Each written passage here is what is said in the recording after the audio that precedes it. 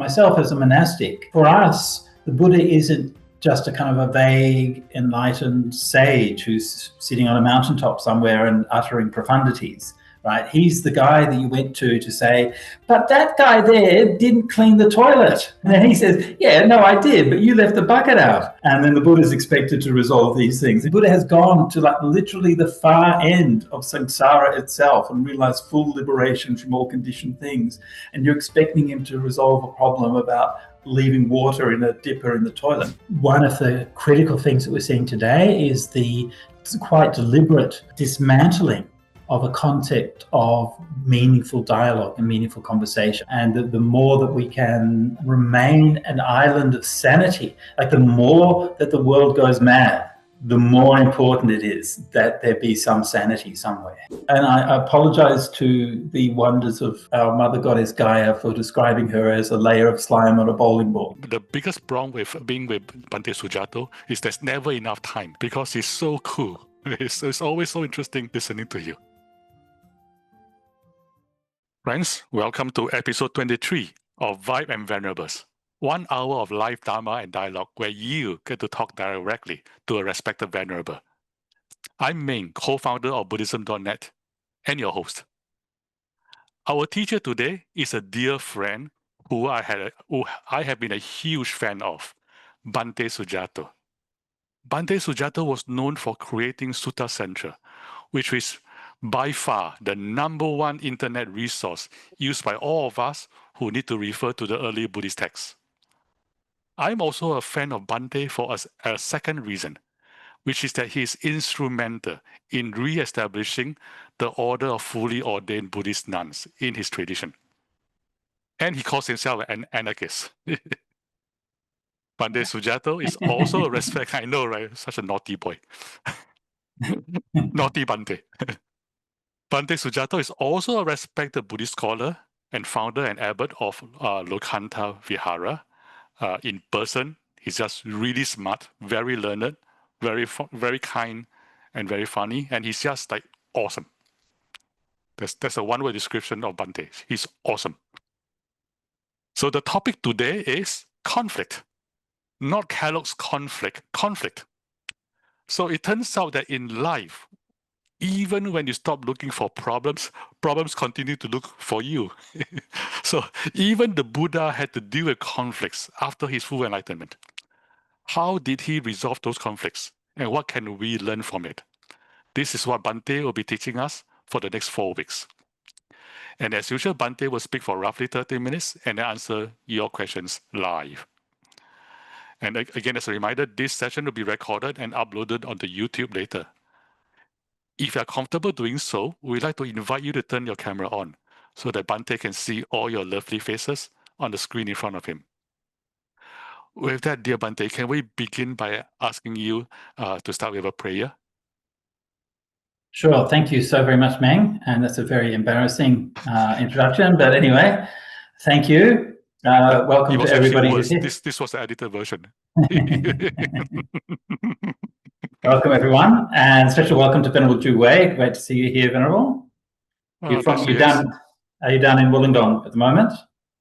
Yeah, very good to see you. Let me begin by reciting the Buddha's words of auspicious blessing. Jayanto bodhiya mule sakyanang nandi vardhanu evantavang vijayo hijaya sujaya mangale. Aparajita palanke sise patavipokare abhiseke sambabudhanang agapato pamodati sunakatang sumangalang supabhatang suhutitang sukhano sumuhutto chasuyitam brahmachari su padakirnam kaya kammang vacha kammang padakirnam manokammang Panidhite padakina nikatantwana labantate padakine. Sadhu. Okay, Bhante, the floor is yours, and the ceiling and everything in between. Thank you. Thanks so much, Meng. Yeah, great to see you again, and good to see everyone joining us here today for a chat about Buddhism and non-conflict and all of those kinds of things. So I'm coming to you today from my place we call the Lokanta Vihara. Actually, this is I've just moved this week. This is the first time I've done a talk from this place. So this is this is me getting settled in. I was very happy to be asked by Meng to have a conversation about some of these important matters, and so very glad to join with you in that.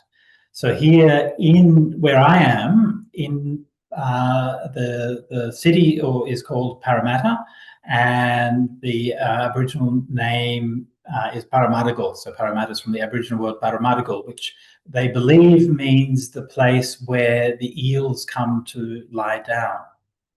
And like everywhere in Australia, really, of course, this was Aboriginal land for tens of thousands of years. In scientific terms, we usually say, that Australia was settled for 50,000 or 60,000 years, but for Indigenous people, they say they have been here from time immemorial. And when white people came, you'll be shocked to know, and I know this will be a revelation to you, but they weren't always very nice to the Aboriginal people. And so there was a lot of conflict, and the white people who came from another land came into this land where there was maybe 1 million people living, and they declared it terra nullius. They declared it empty land. And it's upon this legal fiction of empty land that the nation of Australia was established. So that's conflict, and I'm living on blood-stained land, and the great Aboriginal warrior, the warrior of the Barramadagal people, Pamulwi, marched with a band of warriors shaking spears to try to send the British away from just near where I'm sitting right now. And the British, of course, had guns, so we know how that ended. Well, perhaps you don't know the details. I'll tell you how that ended. Pamulwi escaped. Most of the Aboriginals were killed. He escaped, went into hiding, eventually got caught, got killed. His skull was sent to England for research purposes. And only recently it was repatriated to Australia. And now, in his memory, there's a suburb nearby called Pamulwi to memorialize him. So this is conflict. This is the land upon which I sit, and I have little doubt that for all of you, there is a similar story. And the reality is that the earth has been full of conflict and arms and bloodshed for a long time. And we can see those conflicts in small matters. We could see them coming up inside families. We can see conflict coming up inside ourselves, of course. We can see conflict coming up inside Buddhist organizations. And I'm going through that at the moment. One of the Buddhist organizations that I'm going through, there's a conflict, a problem with allegations of abuse and so on within the organization, and they're trying to resolve it and so on. Not easy to do. So I'm going to discuss over these talks, I'm going to talk a little bit about how the Buddha spoke about conflict, both in like an existential sense and in a practical sense. We're going to look at some of the guidelines that the Buddha laid down in both in the suttas and the Vinaya for resolving conflict. And so one of the things that is, like for myself as a monastic, like for us, the Buddha isn't just a kind of a vague, enlightened sage who's sitting on a mountaintop somewhere and uttering profundities, right? He's the guy that you went to say, but that guy there didn't clean the toilet. And then he says, yeah, no, I did, but you left the bucket out, right? And then the Buddha is expected to resolve these things. And you've got like, Buddha has gone to like literally the far end of samsara itself and realized full liberation from all conditioned things. And you're expecting him to resolve a problem about leaving water in a dipper in the toilet. In fact, that specific problem lay behind the infamous quarrel at Kosambi, where the Sangha erupted in factions, disputing literally over that one question. Somebody had left water in a water dipper in the bathroom, and then somebody said, oh, that's not allowed, it's against the Vinaya. And then somebody said, yes, it is, blah, blah, blah. Of course, the issue is not just leaving the water out. The issue is that mosquito larvae will grow there, right? So mosquitoes will lay their larvae there. And so then you have living beings that you have to somehow deal with, right? So you can't just throw it out. So this became a big thing, and the Buddha couldn't resolve it.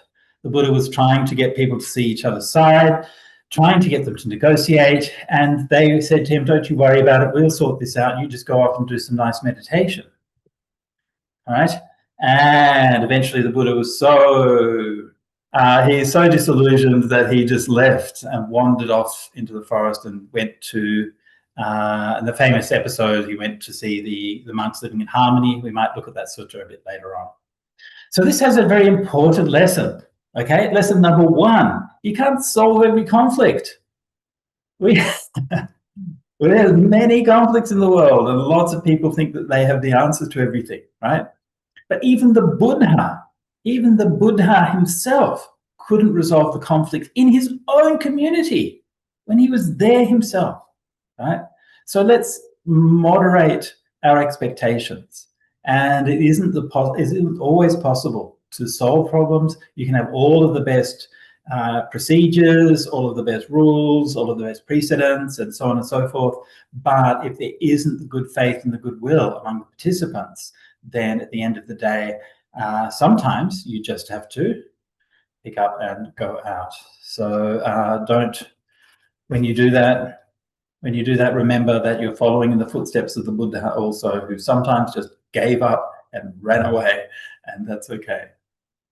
So obviously, I mean, I hardly need to sort of emphasize this, but we live in a world where conflict is massive and is growing, especially on the international sphere, and multiple horrifying wars in Sudan, in Myanmar, in Gaza, in Ukraine, and many other places, as well, of course, as the horrifying events unfolding in the United States itself, with the actions of ICE and all of these things. So I'm not going to be commenting directly on a lot of these political developments, but I want to be clear that we do what we do within that broader context, and we should not be ignoring it. We should not be forgetting that what we do has a meaning within that context, and we can't control all of that context, but we can start with ourselves and with the people around us and the people around us, and we can at least try to do that much.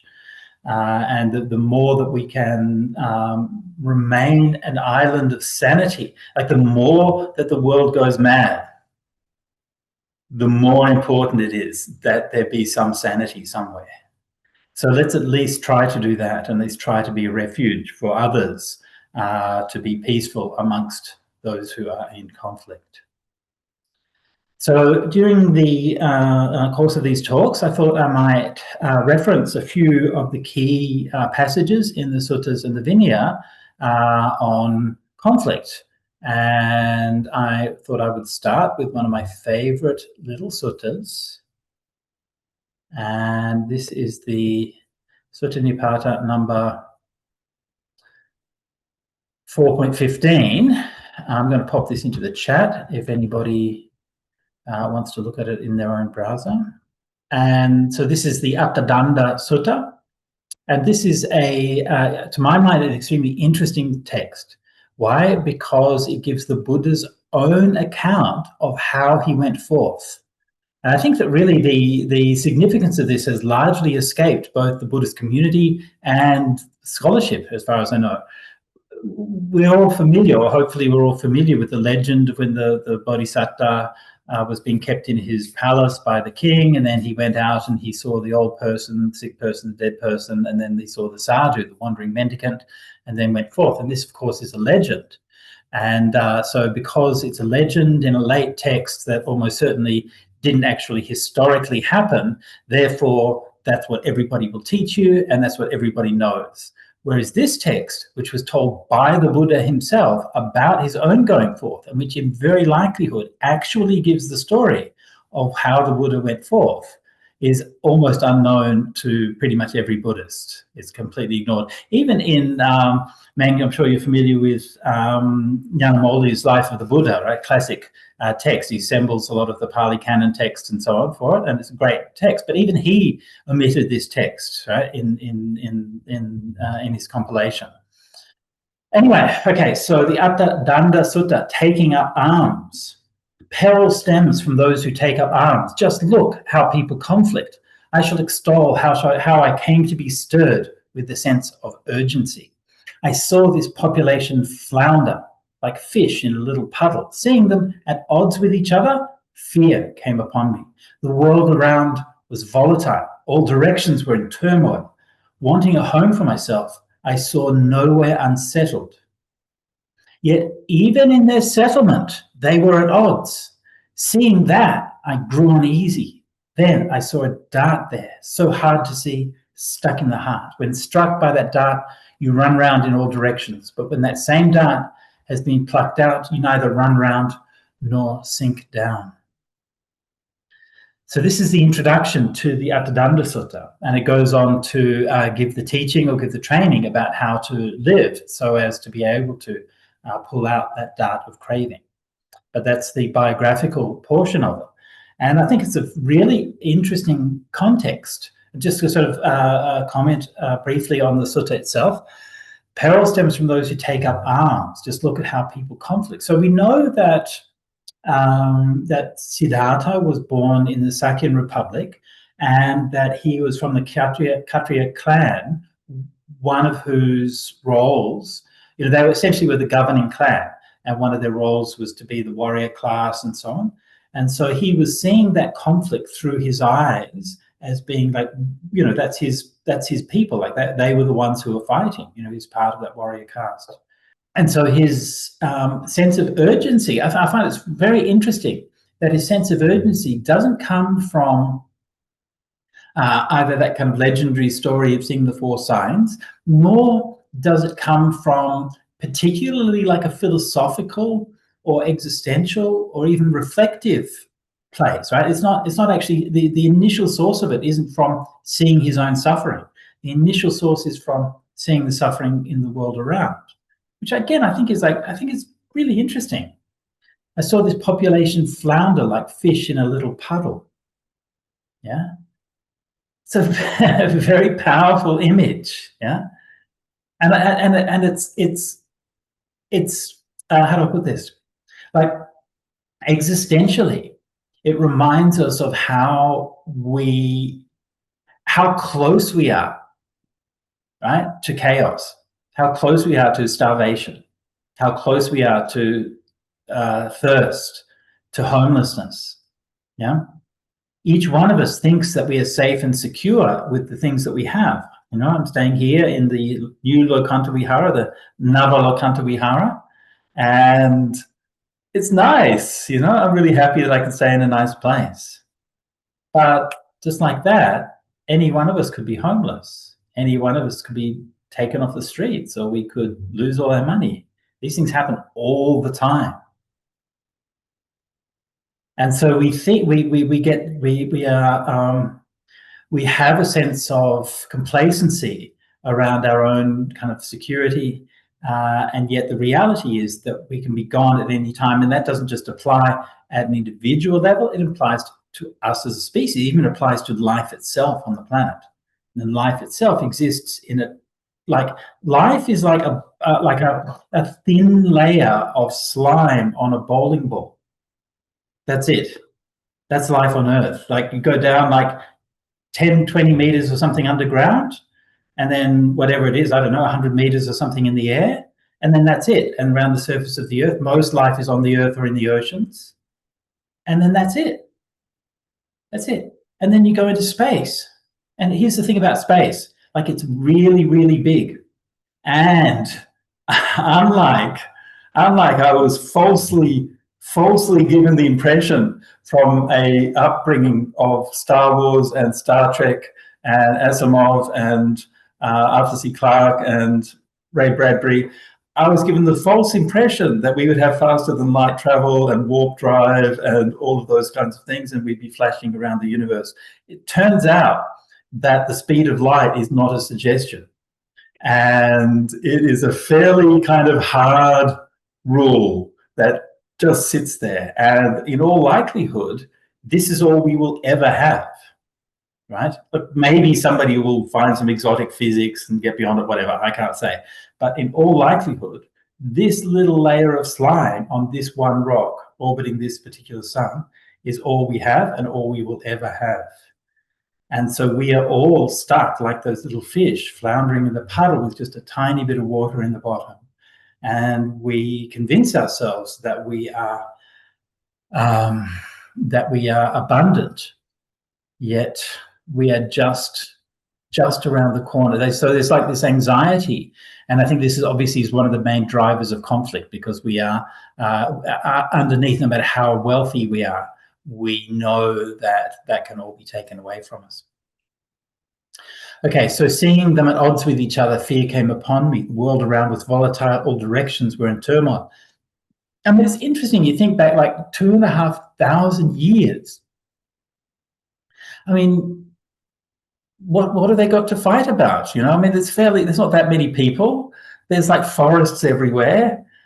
You know, there's people still find something to fight about, but it seems like in many ways very idyllic situation. You know, you're in the Gangetic Plain. It's extremely fertile. Land is really good. It's not a poor part of the world. It only became a poor part of the world after the English took all the money. But before that, it was a wealthy part of the world. There's plenty of gold. There's plenty of cattle. There's plenty of fields. There's plenty of water. There's fertile soil. And yet everyone is still fighting. And you know, one of the sources of conflict famously was a dispute over water in the Sakyan Republic. Okay, so wanting to home for myself, I saw nowhere unsettled, and yet even in their settlement they were at odds. These lines are really important, I think, right? So we have this longing, right? We are born in this land. So we're born on this land as animals, as animated beings. We move and we wander across the land. And if we look at how Indigenous peoples live, very often they live a wandering lifestyle, you know, from one place to the other. And they are, in a sense, at home everywhere.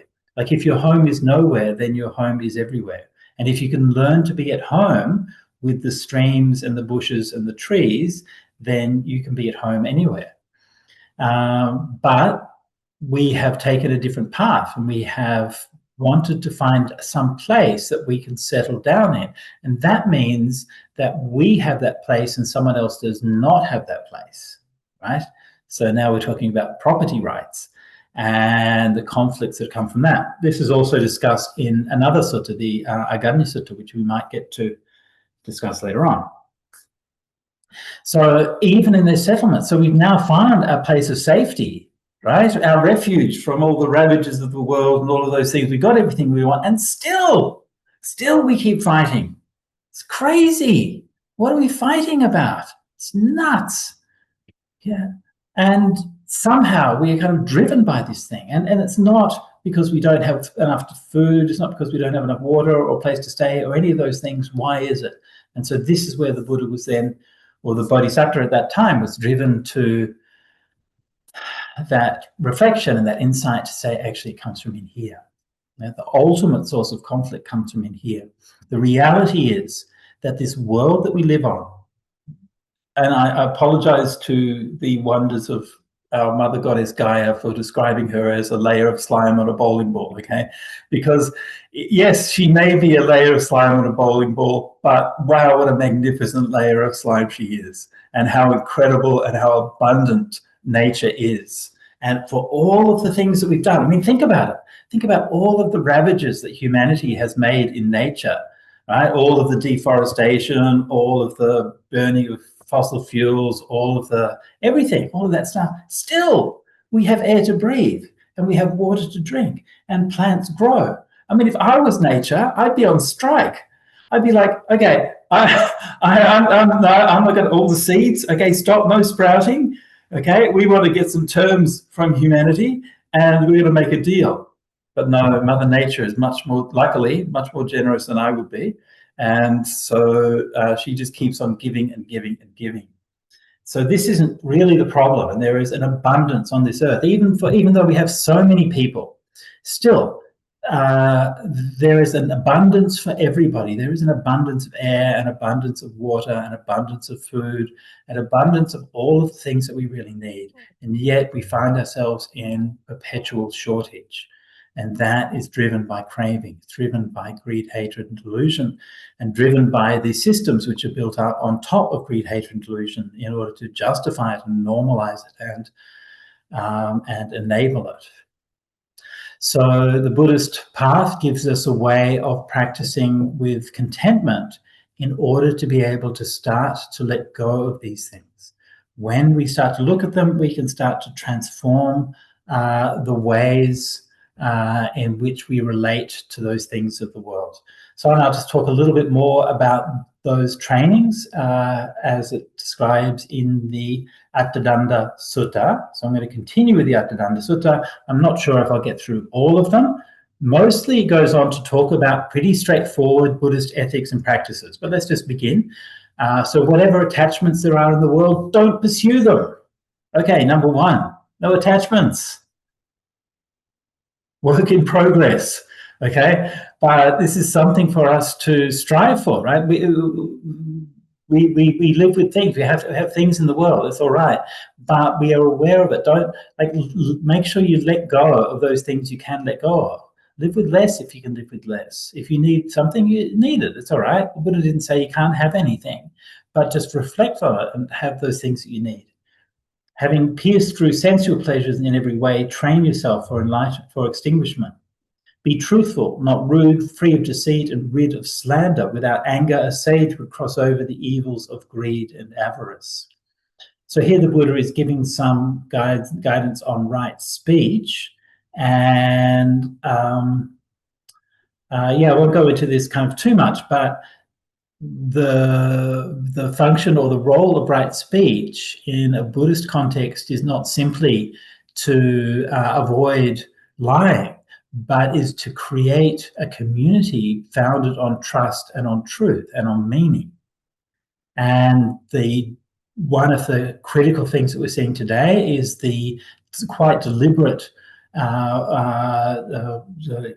dismantling of a concept of meaningful dialogue and meaningful conversation. I'm talking about things like AI, social media, and so on, which are devaluing conversation by injecting human discourse with massive quantities of meaningless or hateful content.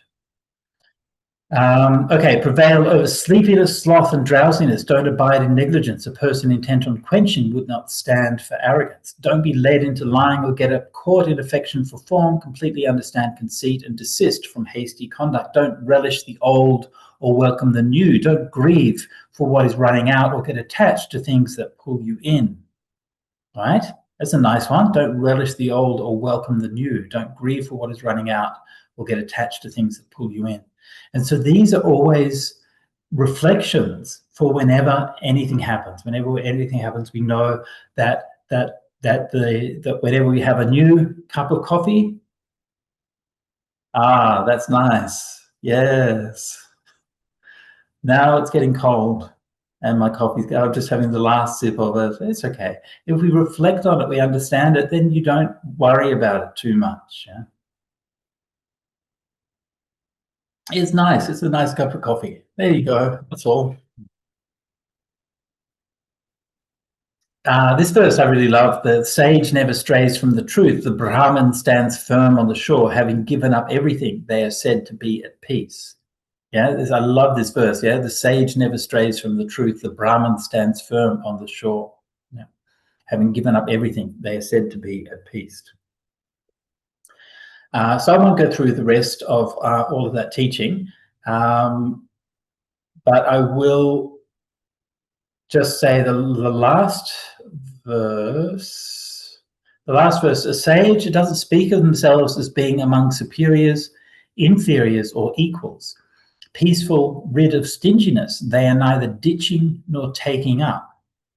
So this is a very characteristic verse from the Atthika Vagga. So this Attadaṇḍa Sutta is in a section of the Pali Canon called the Atthika Vagga, and this particular part of the canon is very distinctive, and this kind of verse is very characteristic.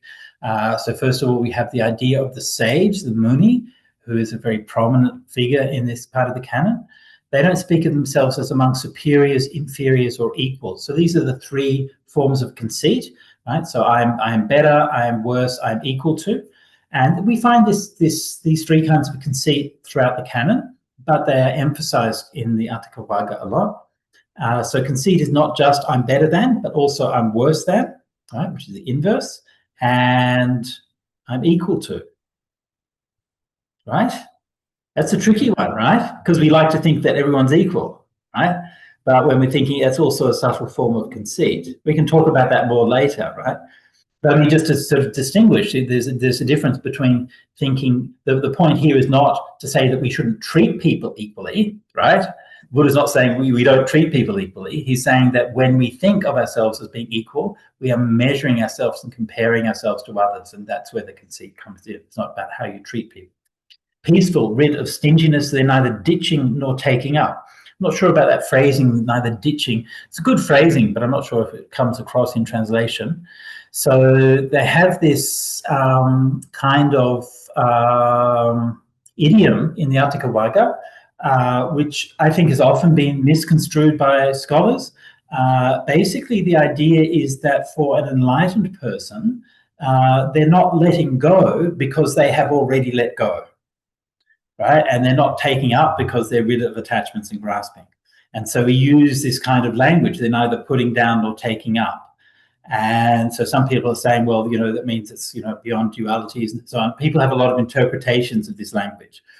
But in reality, what it's saying is that the perfected one has already let go. This is why they are not in the act currently of letting go. And they're not picking up or taking anything up new. So this is the final verse in the Attadaṇḍa Sutta of the Sutta Nipata. Now, it may be a high bar. Imagine a world where everyone was enlightened. Just bear with me, okay? You might think this is very far from the world we're living in, but bear with me. What would a world be like if everyone was enlightened, okay? It would be a very different world, okay? What would there not be, right? Well, there wouldn't be any school. Hey, why would you learn anything? You're already enlightened. I don't know. There wouldn't be any advertising, right? There wouldn't be all of these kinds of things. It wouldn't be any police. Wouldn't be any military, right? A large part of the things that we're doing just wouldn't need to exist, right? Basic things. Still need food. You still need a place to stay, and so on. So they would still be there. But it would be a very, very different world. I mean, we think about the world that we live in today. We think about how much of it is designed and constructed in order to control greed, hatred, and delusion, in order to at least keep it within bounds or keep it manageable, in order to somehow provide, in theory, a just system so that we can ensure that everyone has the things that they need. I mean, that's the kind of theory. So when we're able to let go, one of the things that happens is that we can see more clearly. When conflict happens, it is super easy to get caught up in one side or the other. I just mentioned that I'm involved in a process of conflict resolution at the moment, and it's really kind of notable to me that I'm one of the few people I'm somewhat tangential to the kind of the people involved. Right? I'm not so personally close with them. And it's really apparent to me how much people's personal investment in individuals is shaping their perception of things. And this is where attachment comes in. And it promotes the production of fantasies, or just alternative realities. Delusion stimulates, we create a reality that suits our desires. And this is one of the fundamental reasons why we have all of this conflict. Because we allow our delusion and our attachments to prevail, we create our own reality, which is separate from the reality of the world that we're living in. And because we no longer have that common reality to refer to, then we become in conflict. And this is why, like, to me, one of the great advances that we made as humans is, for example, something like science, right? You think about it, right? If you're living in the United States, you go to a school on whatever political science, they're going to teach you that capitalism is great and so on. You go to China, you go to political science, they'll teach you the different one. You go to different places, they'll teach you different things. But if you go to learn physics, you're going to learn the same thing. E equals mc squared, F equals ma, all of this stuff. It's a common language. And we have somehow learned as human beings that we can develop a common language, at least for some things. And we can actually, to some degree, learn to extend that common language in cultural spheres as well. Like we can talk in a global sense about something like human rights, for example, and agree on what human rights should be and so on. And so that we have some success in being able to have a shared or a common language. And our capacity as human beings to do that, to create that, is one of our great qualities. And I think it's worth noting, not to toot our own horn as Buddhists, but probably the earliest example of that was King Ashoka with his teachings of Dharma.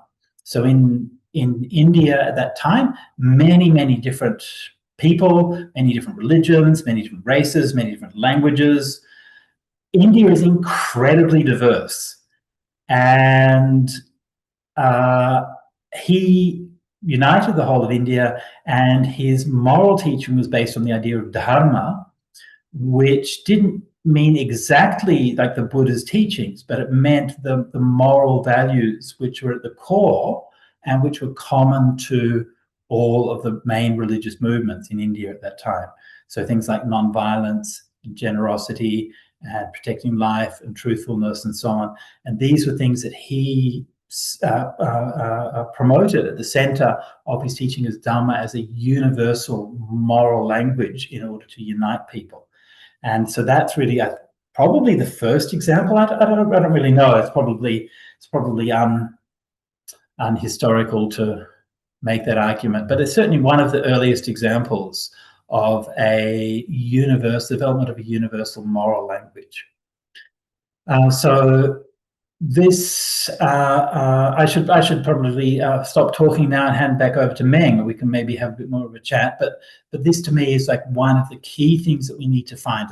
One of the key things that we've really lost in recent years. I feel like we've lost it. Like I've been around long enough to know when things were different, and we could at least share a common language about things even if we disagreed. And I feel that we've largely lost that, and I don't think that we've lost it accidentally. I think it's been deliberately undermined and deliberately destroyed. So how we can reclaim that is one of the great challenges that we face today. Meng, over to you. Thank you, dear Bhante. So let's just everybody just take a moment to absorb and digest the teachings. Let's take a moment to breathe and reflect on what we just learned and how it relates to our lives.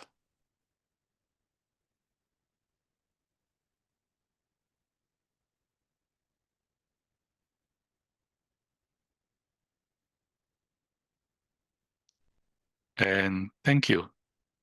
So I, for one, I'm glad that Bhante Sujato is not Father Nature. Oh, we're all in trouble.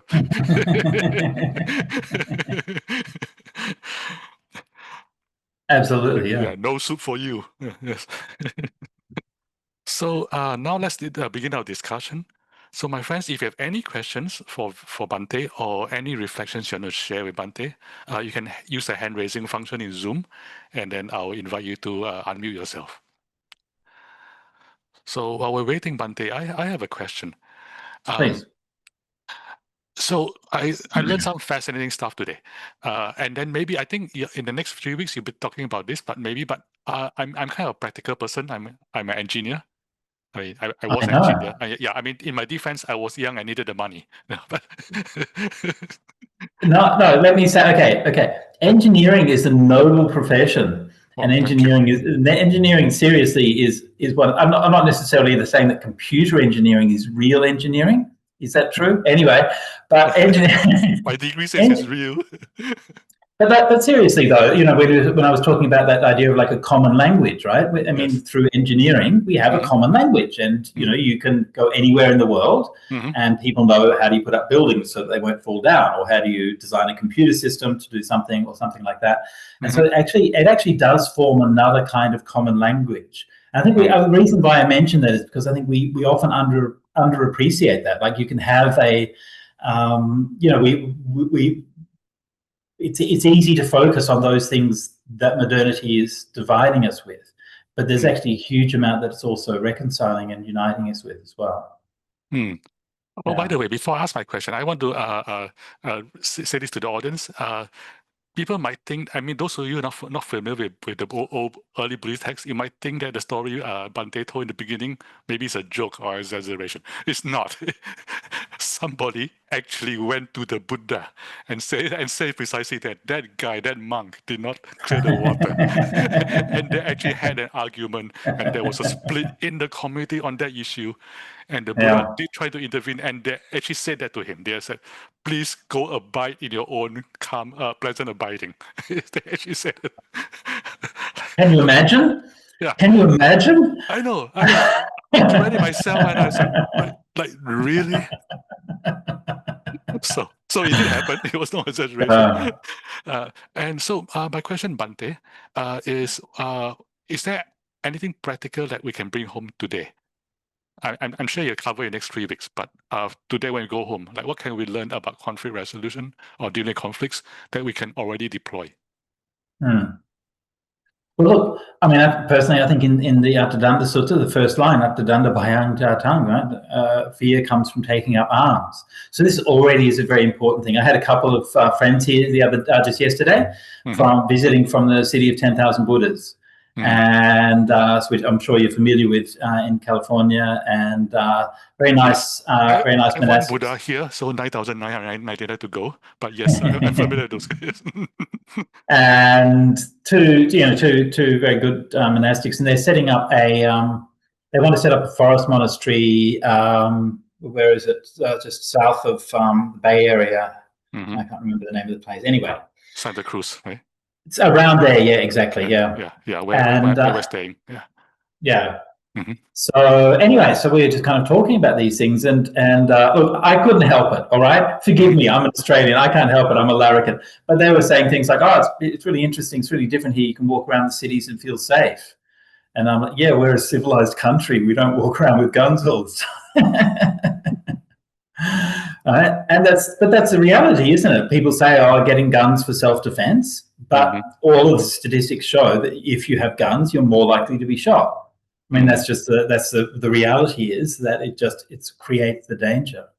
So the taking up of arms, the more that we do that, the more that we create danger in the long term. And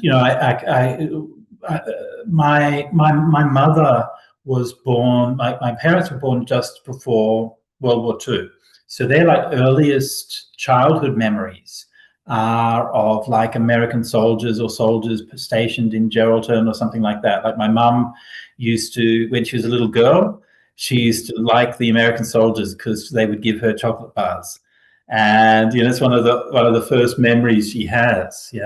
But because she grew up in that time, she has this very distinct memory coming out of that era of the horrors of World War II and all of those things.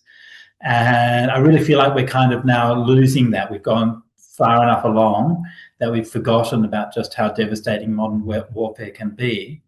And we are reverting a lot of those things which were built in the wake of that devastating conflict. The UN, the EU, all the whole system of international law and all of those things which were built painstakingly and for a long time by people trying to manage an ever more densely populated world full of ever more powerful machines, and trying to get people to communicate. And not an easy task. And I think we've often underestimate that.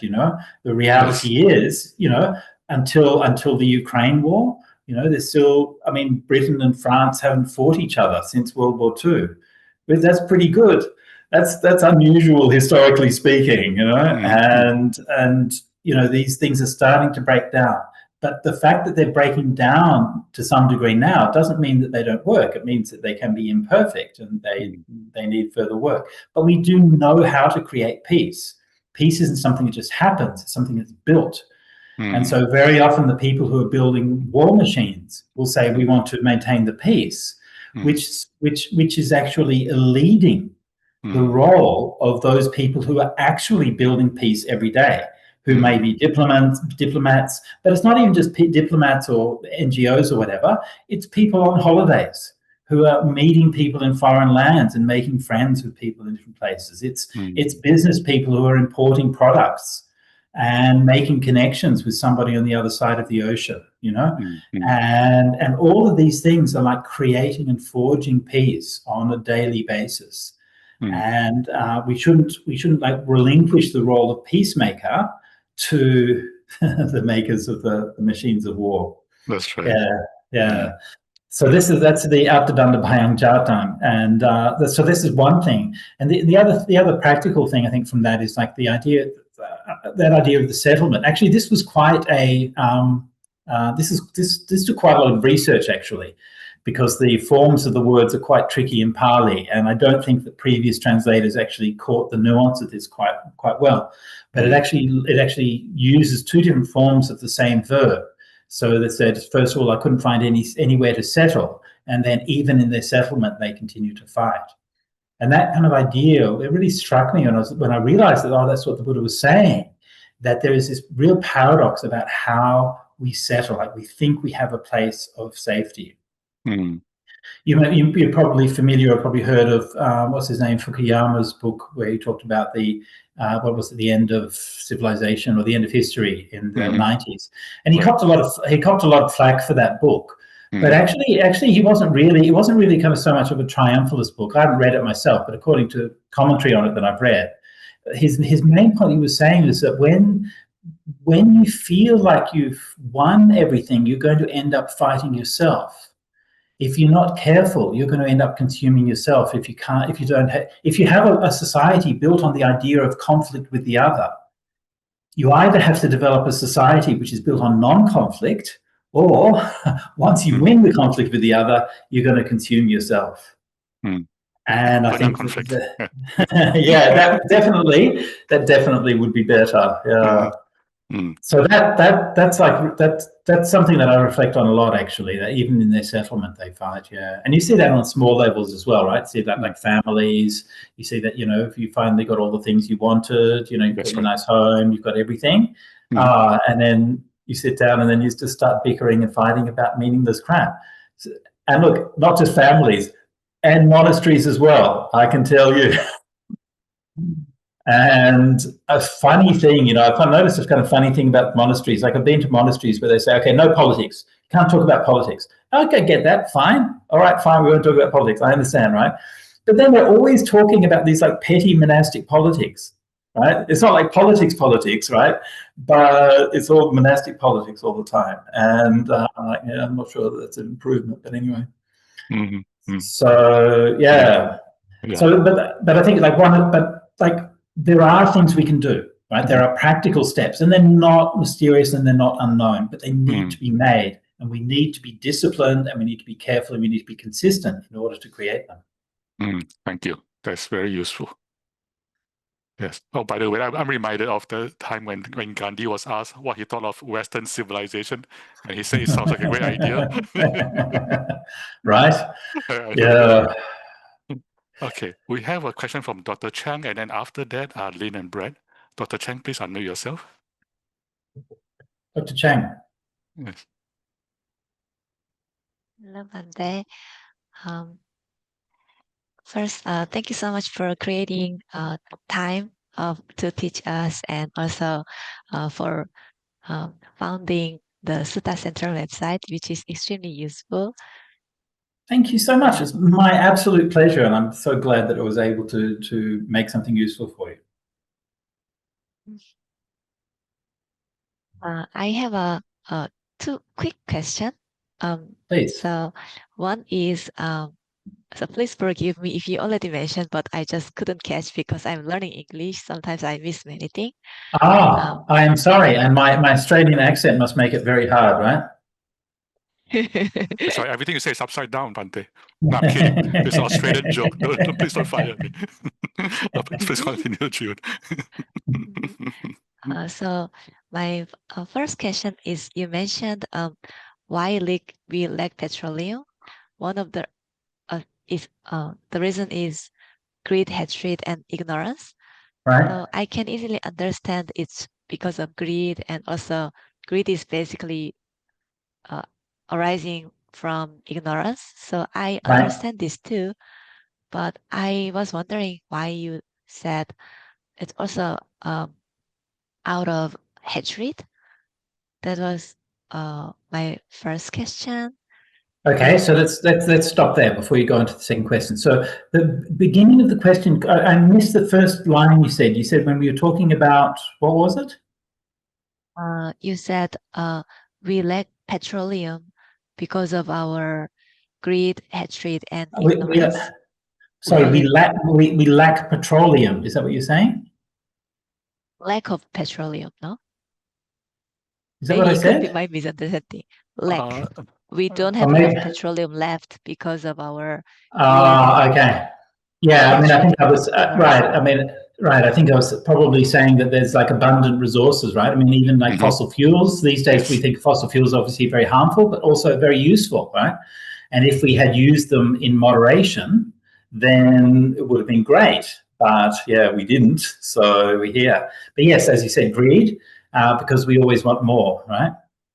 And to me, that's one of the things that fossil fuels have done. Well, one of the key things which they have done is that they have enabled us to follow our greed and to amplify our greed much more than before. We can build machines to make things that we want, and we can get far more things that we want. So greed, delusion, of course, because we don't like to see the negative consequences of that, obviously through climate change and other forms of pollution and so on, right? So hatred as well. Okay. But now this is the question that you want to know is, how is hatred involved? All right. This is the interesting bit. Okay. This is where it gets a bit uncomfortable. Yeah. Let me tell you a little story. Okay. When I was about maybe 16, I'm thinking, in Perth, and there was a newspaper article in a local paper about a visiting speaker who was some kind of motivational business speaker, but a bit kind of culty, a bit like a kind of Tony Robbins kind of character, something like that, but more kind of businessy stuff, something.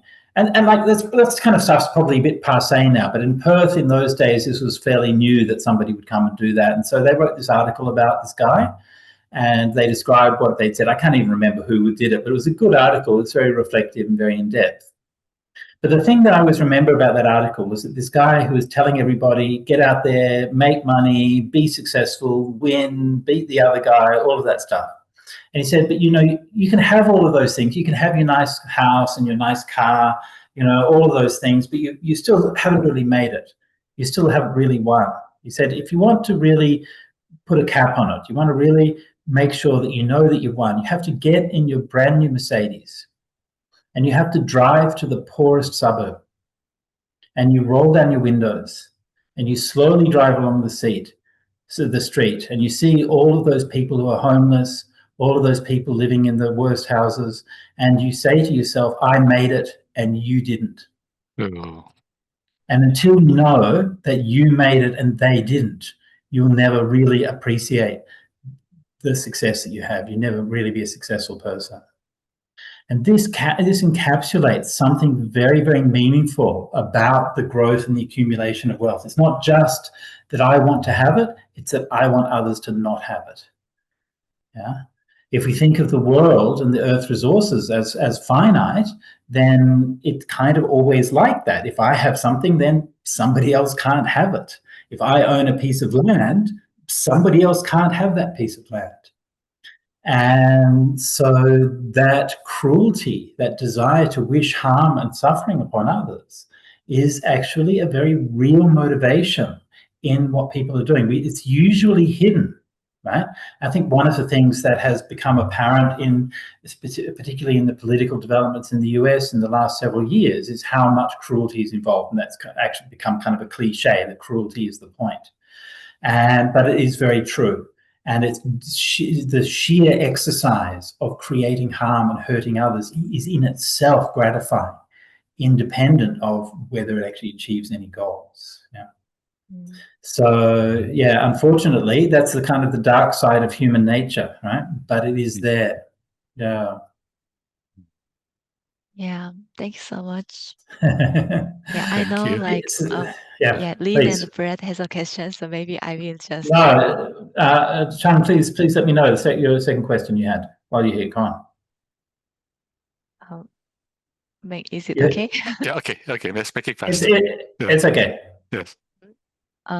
So you said we lost the common language of morality, and you think it's deliberate, yes, not accident. Can you tell a little bit more? Yeah, I believe that there is quite a deliberate attempt to undermine the very possibility of discussing virtue in the public sphere. And if you look at traditional societies, for example, you look at traditional Asian societies as just one example, then speaking of public virtue is a kind of a normal thing that you would set up. You go to like Penang, and there'll be like the benevolent society, or there'll be something like this. People like are proud to do good and to say that they're doing good. So in recent years, in online spaces, for example, you have the demonization of virtue signaling. This is just one example, right? So people have this word virtue signaling, and virtue signaling is apparently a bad thing, because you're like telling everybody about how good you are. But the problem with it, so this goes a few layers deep, because the problem with this is that, well, there's no problem with vice signaling. If you tell everyone how bad you are, that's okay. It's only if you tell everybody how good you are. What underlies that, one of the things that underlies that, is that one of the very influential philosophers for the extreme right is, and I don't know if he himself would agree with this, I hope not, was a philosopher called René Girard. He was a French philosopher who used to work at Stanford. He died about 10, 20 years ago. He was very influential on Peter Thiel and some others like that. And he taught a theory of mimetics, which basically is that you do something because somebody else does it. So in the theory of morality, that means that I do something good, and then I encourage somebody else to do something good, right? And that is actually how morality works. It's not just your own internals conscience, that's part of it, but it's also seeing what other people are doing and what is allowable and promoted in society to be able to do. And that's the idea that we can build a social virtue by communicating the benefits and the goodness of actually doing virtuous things and sharing those. And so in the Buddhist context, we will always celebrate people's virtue. You give an offering, everyone does an anumodana, where everyone comes around and says, yes, sadhu, sadhu, sadhu. We celebrate it, we support it, we encourage it. And so that I believe was quite deliberately being undermined in the social sphere, so that we can no longer signal virtue, which means we can no longer have virtue. It's undermining the possibility of actually having virtue. That's just one example, but that's the kind of thing that I was thinking of. Thank you. Thank you. Okay, thank you for the questions. We have a last question from Lynn and Brad. Hi, how you going, Lynn and Brad? Hello, doing great. Thank you for the great talk tonight. So, no worries. Yeah, when I meditate, I mean, the sutra began with non-attachment, and non-attachment seems like it's that huge step in Buddhism that underlies so much. And when I meditate on non-attachment, my relationship with the world around me, it seems more peaceful, less unsettled. And then I think about when I do the love meditation, it seems I feel more of a grasping, it seems more self-reflective to me, and so much conflict has also been based on love. So does love need to be coupled with equanimity in order to remove that kind of non-grasping conflict part of that feeling? Okay. I'll come to your question in just a minute, but first of all, I just wanted to ask: did you build that house yourself? Portions of it, yes. There's a lot we live in the wilderness of so we're sort of self-reliant, yeah. Looks like that staircase. It looks like that's a work of loving hands. It's not just something that's just pulled out of a box or something. But yeah. Anyway, good. Yeah, it's always nice to be able to have that. Okay, so the question: I wouldn't think of it in terms of balance in that kind of way. No. So metta is the wish for happiness, right? So it's the wish for happiness for oneself and happiness of others. And in itself, it's self-balancing. Like, you don't have to sort of say, oh, I'm going to do a bit of metta and then I'm going to do a bit of something else to balance it out. Like, so metta should be self-balancing. And if it's imbalanced, then that's something to be addressed within the metta itself.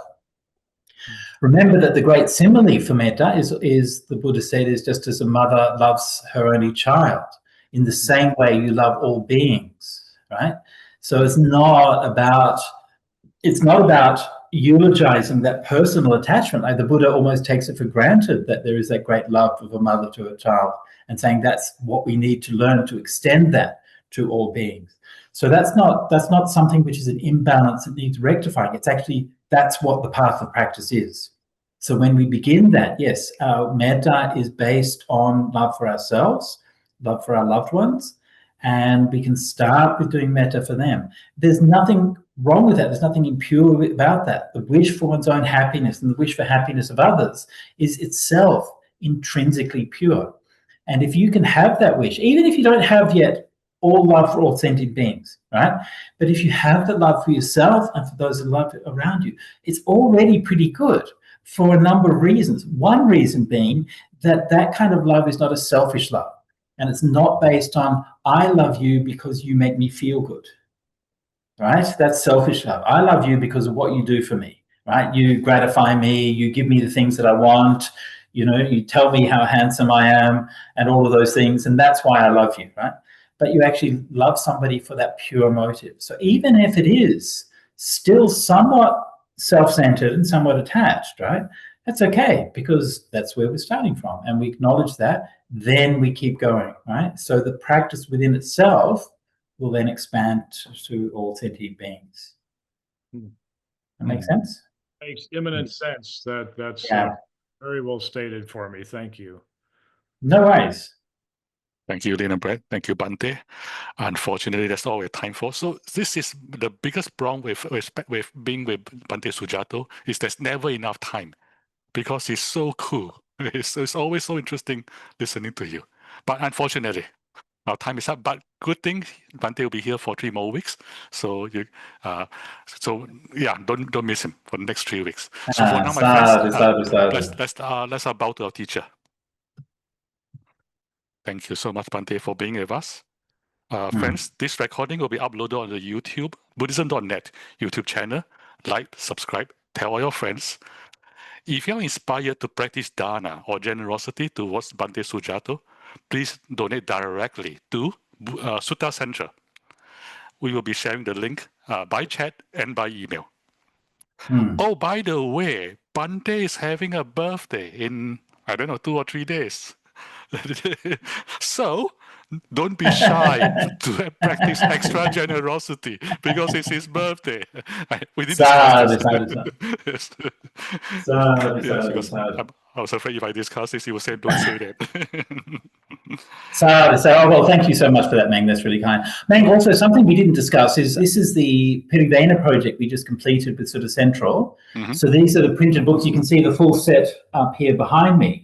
And we printed the whole set. I just wanted to show this off, because it's a really nice printing. Hardcover, hand-woven cloth binding, everything like that, very nice. Look at this, look at this. Come on, that's a book. That's a book. You open it, it wants to stay open, right? So this is a Pervasiveness project we just completed. We gave 1,000 sets of these to the monastic colleges in Sri Lanka. So we're really proud of that, and we just wanted to let you know about that project. Awesome. Yeah. So with that, thank you, dear Bhante. And my friends, we'll see you all next week. Sadhu, sadhu, Sadhu, sadhu, sadhu.